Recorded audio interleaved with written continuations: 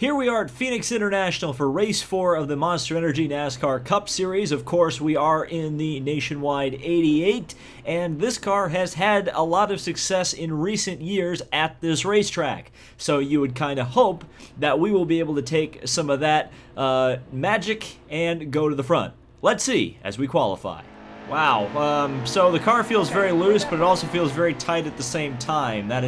I don't have a very balanced race car at the moment. I slammed the wall coming onto the straightaway to take the checkered in the qualifying lap, and naturally, we're way in the back as Kyle Larson will take the pole position some 4 seconds. No, 3 seconds. Yeah, 4 seconds really.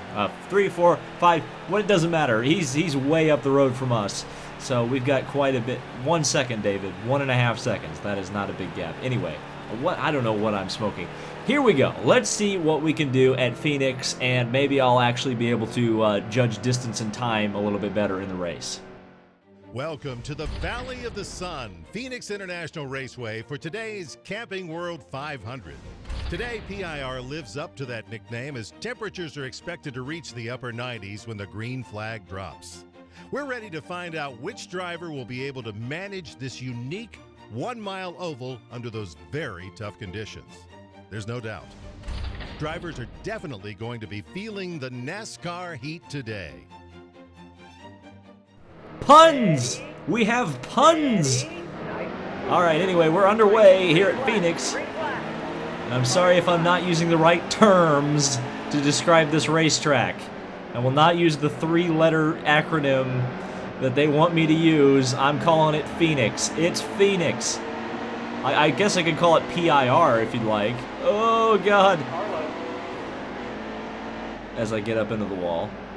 But PIR could also describe Portland International Raceway, so really that's not necessarily the correct term either. But anyway, here we go. We're already a lap in, and I've been rambling this entire time. So what I did to try to help the handling of the car is I taped up the grill a little bit. I went from 5% to 45%, and suddenly the car feels a lot better.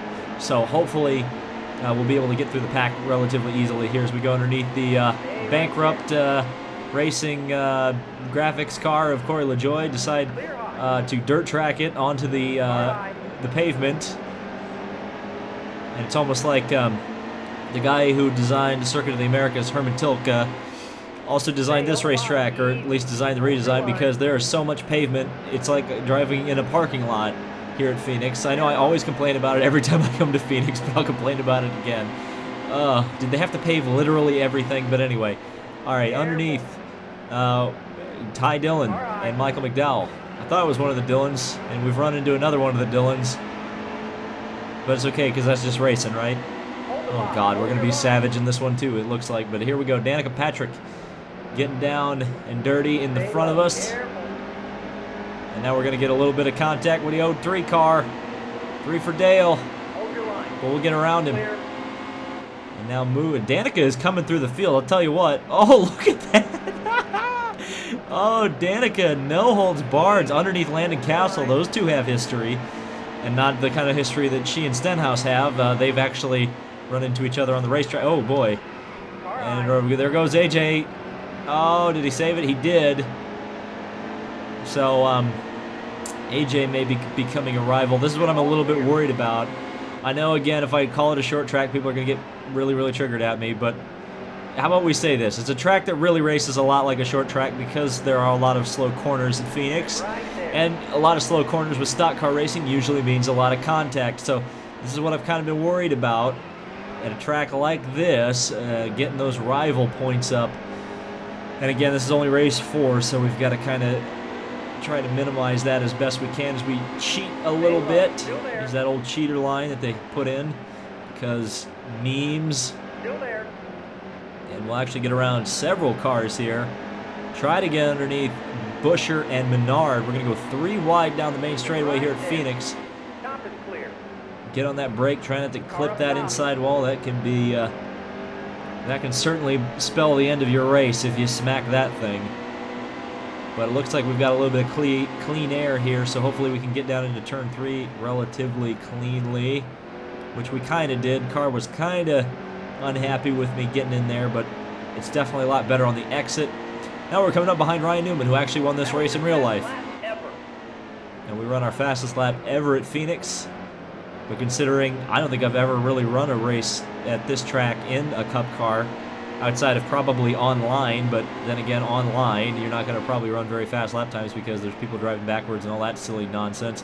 So look at that move down to the inside. Oh, almost making contact with Blaney, but we were able to get underneath Ryan Newman. And we'll just keep moving up through the field. Can we get a spot here? I think we can. No, sorry, Blaney. I don't think he's really going to like that very much. And of course, he's been the one who's been peppering me with Twitter messages all the way through this part of the career mode. So I'm guessing I'll be getting a message from Blaney saying, "Hey, you ran into me. That's not cool." And so now we're coming up behind the meme car and all meme cars. The freaking Tide Pods car. So let's see if we can get around. Can it be done? Or will we choke on this Tide Pod? Oh boy. That was almost... I almost actually did choke. I was braking and the car was just like, you know what? While you're braking, I'm just going to try to drive into the corner. Which I like, but it's driving in a little too deep for my taste as we absolutely just pitch it in to turn 1. It looks like we'll maybe get... Well, no, we're going to just make a little bit of contact with Denny. Hopefully he didn't cut down his tire. That would be really unfortunate if he were to cut down his tire right there. And then blame me for the crash. That would have definitely been my fault, no doubt about it. As we are side by side with Denny Hamlin, and we still cannot get up to the meme car. So, with 7 laps to go on the stage, everybody became a fan of me right there, and we bring out the yellow because we just absolutely wrecked Denny Hamlin. No doubt about it. We've got 9 laps left of fuel. Nobody is pitting. So it looks like for the first time in a Cup Series race, we're actually going to be able to make it to the end of the stage without a pit stop, which is kind of interesting. All right, here we go. Back to racing. No passing before the flag. And then my third gear is really short, so that was not a good thing. So we'll go underneath Jones and try to get underneath Blaney. We still haven't been able to get up to this Tide Pods car. We are definitely choking past him, or not being able to get past him. And that would be the choke. Get it? Because people choke on Tide Pods because the stupid millennial generation is literally the dumbest generation of people that has ever existed in the entire world. But anyway, let me get off my old man soapbox. Oh, there go the Tide Pods. We've spilled them. We spilled them. Oh, here we go. 3 wide. Not going to be a good thing right here. But we managed to not crash into the Tide Pods, not get that soap all over the place. Now run way, way on the apron. And get the car back up into the draft. On the brakes. Get it down next to the yellow line and drive off the corner behind Logano and Boyer. Try to get some stage points, even though we've been in the playoffs since race 1. Look at that. Drive through there, 3 wide. But we managed to hold on to it for oh, never mind. Never mind. 1 lap to go on the stage. That is yeah, come at me, slap train. You and your drifting. I just drifted way better than the slap right there. That was the best drift I've ever done in NASCAR Heat, and we're just going to keep drifting. We're going to hold on to this. No, we're not. No, Logano. Oh, we'll hold on to this stage top 10. Why not? Why not? Give me those points. And now we'll get the pit under the yellow. Maintain our track position. All that good stuff. So we'll come into the pits, 4 tires, repairs, and fuel, all that good stuff. Car looking fairly fine in terms of the adjustments. So we'll just kind of keep it at that. As we got awesome Chase next to us. In fact, we got a lot of Hendrick equipment around us as we go back to racing. Around the outside of Daniel Suarez. Can we get him? No, we can't. So we'll fall in line behind him for now. We'll try to sneak through the middle. Not quite going to happen yet. So we Work through the dog leg. Oh, into the back of Suarez. Just shove Suarez all the way into turn 3. Get him underneath Kurt Busch. And they're going 3 wide down through turn, or out of the 4th turn. And now to the inside. Oh no! It's happened. It's happened. It happened. Wow. Well, I don't even know. That was, if I didn't hit I didn't think I hit the wall. It definitely looked like a hitbox issue, but regardless, it doesn't really matter because now I'm 40th and well behind the race. I choked on a Tide Pod. So let's go before we talk about any more dead memes. Okay, so we got 11 laps to go in the stage. So that mistake cost us a lot of time in terms of being able to get up back through the field as we get a little bit of contact, which is no good. Hold your line. Can I just drive around the outside, please? Let's use this Larson line at Phoenix, even though this would never work in a million years. Oh, wow, that was actually... I mean, I didn't hit the wall, and that's what was amazing about that. As we try to drive around the outside of Cody, where it's just not working. This outside groove is not very good at Phoenix, but we get a... I was going to say, hey, I got a good run. No, I didn't. I absolutely had to slam on the brakes right there to get underneath Timmy Hill and Jeffrey Earnhardt. And finally we're around them and to the inside of the track. So can we use this to our advantage? Let's try to slow... God almighty, I almost hit that inside wall again. That would have just been not a very good thing right there, folks.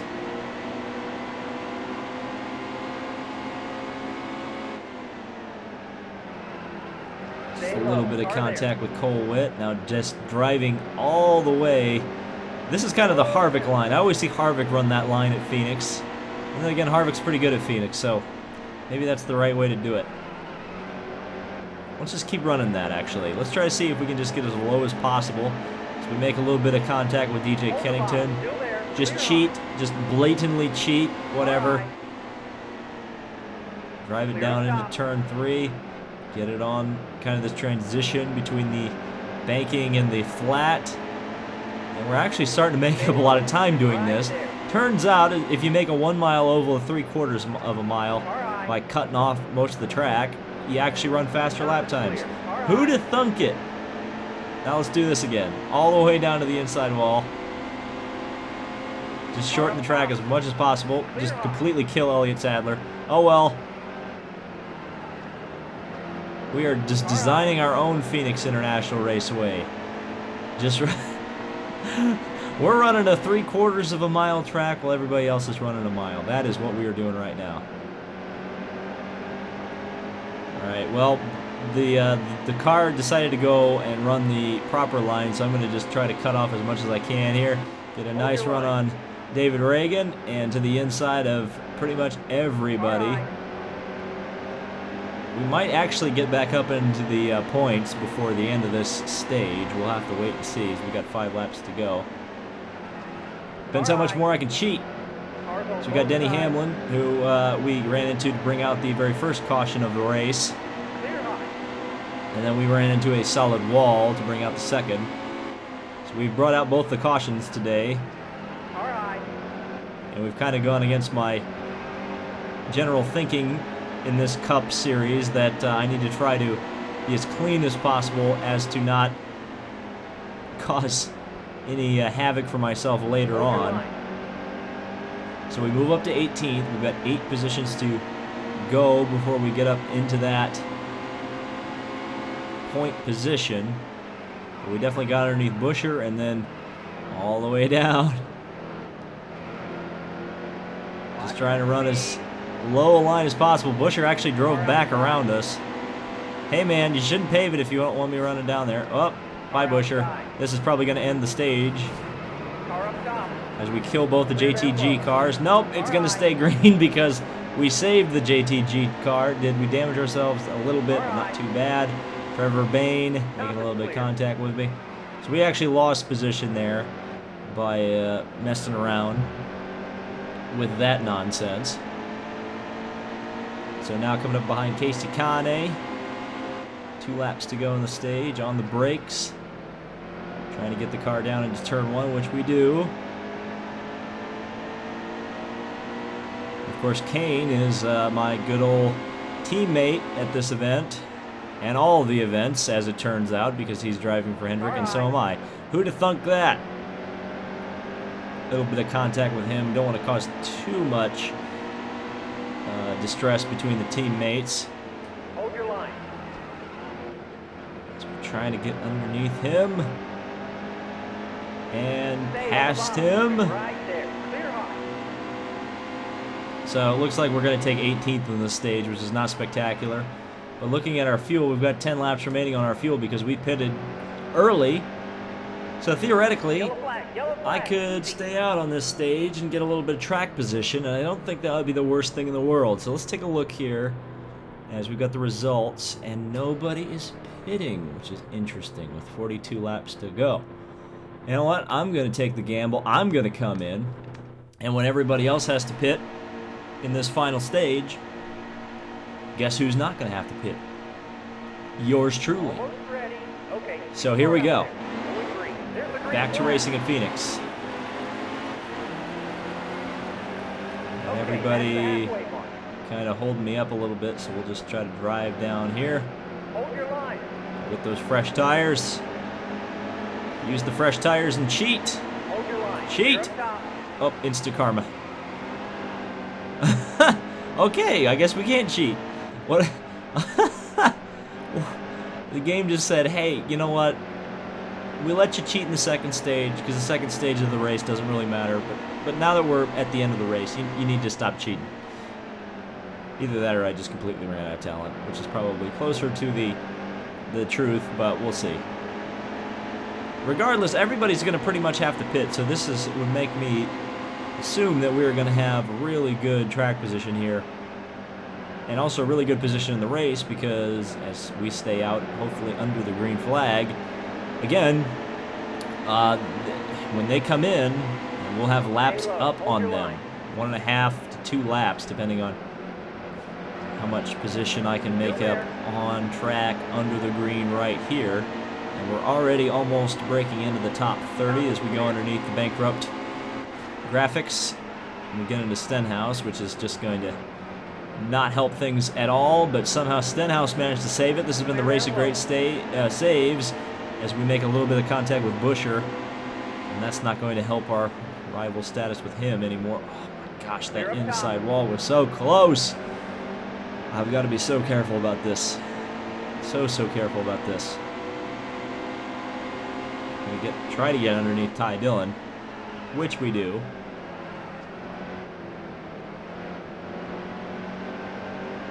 So now we'll be looking to get that top 20 before the rest of the field needs to pit. Underneath Ty Dillon, Danica Patrick. Oh, red, white, and black cars are the, I guess, the on the menu today for everybody because there are just a ton of them as we've got pit stops occurring. And that's what I get for cheating because I was trying to pass everybody underneath the white yellow line. And guess what? Everybody came into the pits, held me up. And I'm sorry, Austin Dillon. And we get a yellow. Watch for debris. Ah, that's annoying. That is really annoying. It's exactly what I didn't need to happen. So we'll come in. We'll come in because it doesn't really matter now. We got track position, and that's what matters here more than anything. And now, I guess, at the very least, we're on the same strategy as everybody else. I figured it's better to hit Austin Dillon than hit that inside wall. Are underneath. Take somebody else with you rather than take yourself out, I suppose. And look, Dillon's up here, so it's... Oh, and the brother act. Well, Ty decided to take one for his brother right there. That was brother defense violence right there. I was the meat and the Dillon sandwich, and nobody wants to be that, I can tell you that. That was, sorry. We are not making friends today, and this is just going to haunt me when we get to Homestead. This is going to haunt me the whole way through the season, because I'm driving like absolute dog doo-doo at Phoenix. Inside of Ty Dillon, a little bit of contact. Hold your line. Down the main straightaway. Clear up top. Is that Newman in the lead? This game is the most accurate thing in the entire world if that's Newman leading this thing. I don't think it is, though. I think it's Eric Jones, actually. I don't know. Let's get up there and find out. Yeah, that's Jones. That's for sure Jones. So that's interesting. And fairly realistic. Or not fairly realistic, that's just interesting. It would be interesting and realistic if it was Newman, but it's not. It's Jones. So we've got Kurt Busch and Trevor Bayne. And driving underneath. Got a lot of Fords right here, actually. It's funny, by the way, there's not a review coming for Atlanta. I'm not doing that. I'm not doing that. People are gonna be like, oh, why are you reviewing NASCAR now? I said if I've got things to talk about, I will. But the one of the points I do want to make about Atlanta, I guess I'll make it in this video, because if you got this far in this video, you actually care what I have to say. But remember how we were all doubting the Fords this year, and who were the cars that were running up front at Atlanta again? Oh yeah, it was all the Fords. Funny how that works. It's almost like that rant I had about Toyota not being good in NASCAR was actually right. And as it turns out, it's a good thing when somebody dominates, because the people who aren't dominating will step their freaking game up rather than, you know, whine and moan about the freaking... Oh, that's a downshift. That would explain why that was happening. But rather than whining and moaning about rules changes and slowing the Toyotas down, maybe you just go faster. That's the key. That's the key right there. Somehow I posted my best lap ever by downshifting in turn 3 and drifting it. How did I do that? And ranting about people whining about Ford performance. It's just very confusing to me. Well, anyway, we are definitely working up through the field slowly but surely. As the only Lone Ranger Chevy in a cluster of Fords. Well, I guess it looks like Kyle Larson way up there, so Larson and us. And then, I guess, Jones and Kenseth in terms of the Toyota representation up here. But outside of that, it's all Fords all the time. What are we looking at fuel? 12 laps to go on fuel. That'll put us about 10 laps to go in the race before we have to come in. So that's interesting. That's going to be... We've only seen green flag pit stops once. And that, of course, was from the AI, and unfortunately I brought up the yellow like the instant they all came in. So we really haven't seen strategy play a role in this race yet. It's really been punctuated by caution after caution after caution, some arbitrary, like stage cautions, and some just me being terrible and running into walls. So it's going to be interesting to see if this race goes the distance green flag, how things are going to go. As we're going to try to drive underneath McKenzie. Oh! We choked on the Tide Pods again. What is going on? That Tide Pod car is like, it's got a shield around it, and I cannot get around it. What is going on here? What is going on? We've got Joey Logano battling with us. A little bit of contact on the brakes. Slide, slide, slide. Just kind of feather the throttle. Oh, we can't chop Joey Logano's nose off. So he will go back into 6th position. And we've got 20 laps to go. Fuel check, 9. So now, suddenly, it looks like we'll have to come in with around 11, 12 laps to go. So we are not getting very good fuel mileage.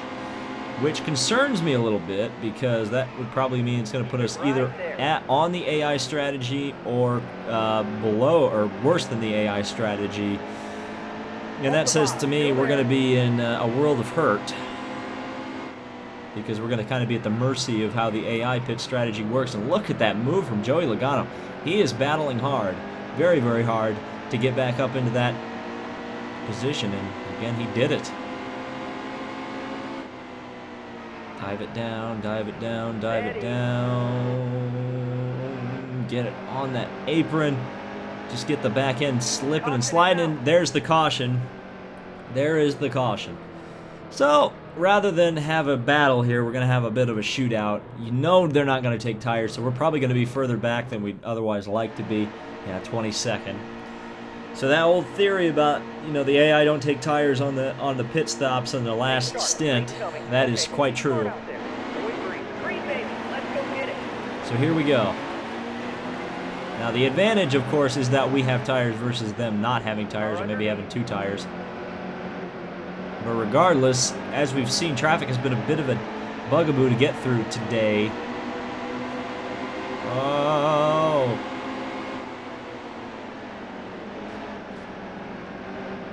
So it's gonna be a bit of a struggle to get through this pack.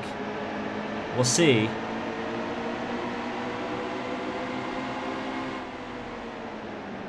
On the brakes.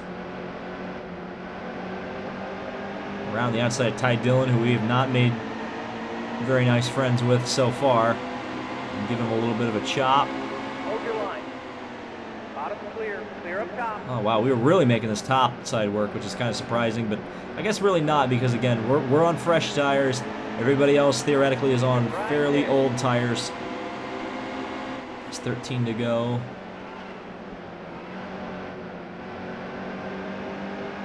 Landon Castle. Can we get around him? I think we can. 3 wide. This is a bit of a risky maneuver, but we pulled it off. Oh, that was just getting as close to getting turned as possible, but we managed to somehow find that gap.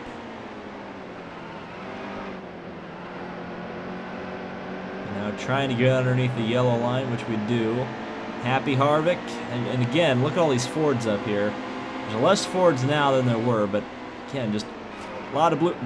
That is like the 4th time I've spun Stenhouse out, and that's probably going to bring out the friggin' yellow. Which it does. That means we're going to be starting on the outside because we're 10th. Well, the rivalry with Stenhouse is getting not very good.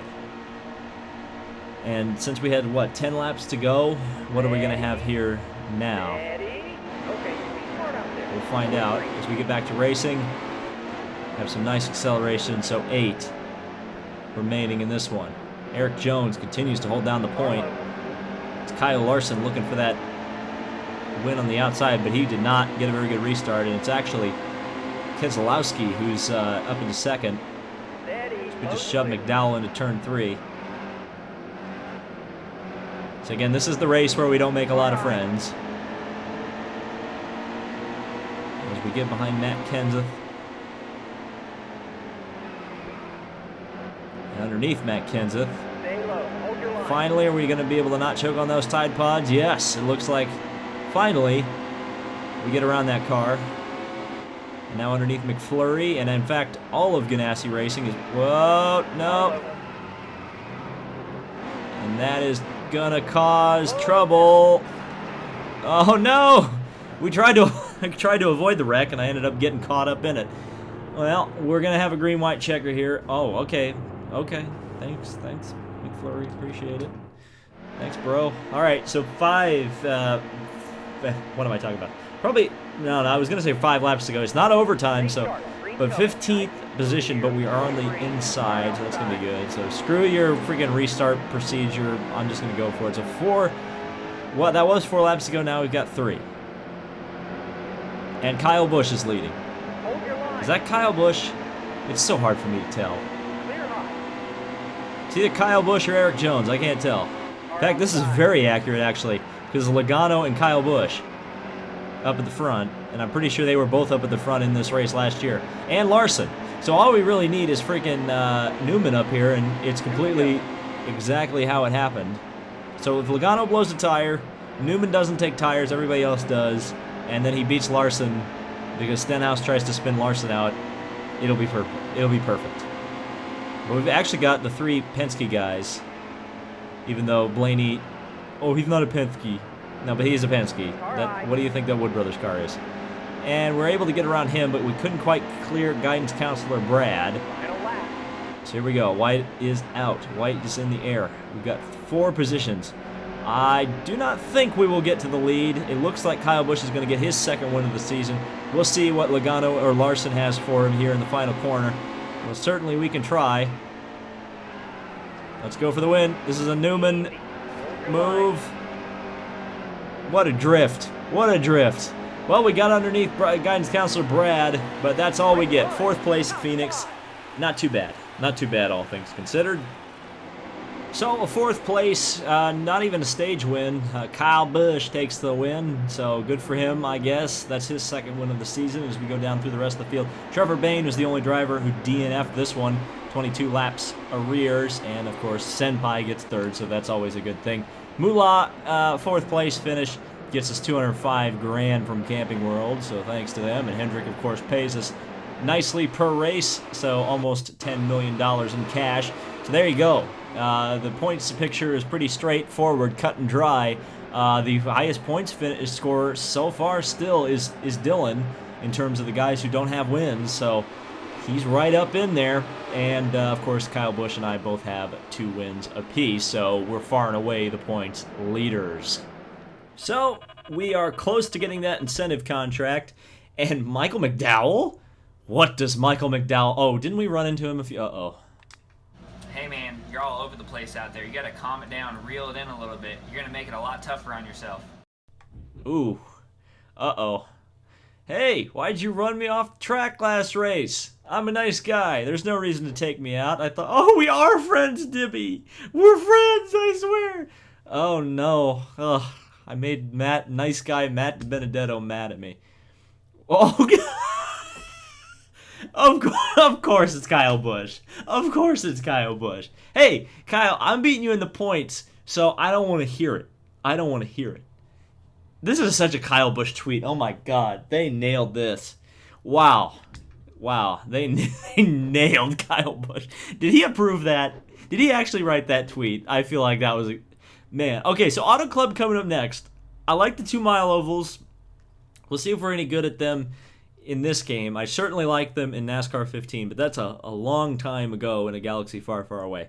So we'll see if we can do well at Auto Club or if Senpai Larson is going to beat the field by a lap and a half.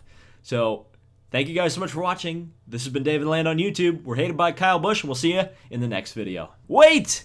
Wait! We have another message. For some reason, when I backed out, I have another message, so we're not done yet. Hey, I want to let you know, some of the guys out there don't like the way you're driving. You're all over the place. You got to reel it in, because if you don't, you're going to start making some real enemies. We'll take that warning from Joey. Uh-oh. Here we go. Bane's mad at me, Earnhardt's mad at me, Reagan, Sadler. They're the ones who are mad at me. Everybody else is fairly neutral. So that's kind of nice. That's better than I thought it actually was. And ironically, Kyle Busch and I are still friendly despite the fact that he's talking mad crap on Twitter. So, who knows? Anyway, we'll see you in the next video.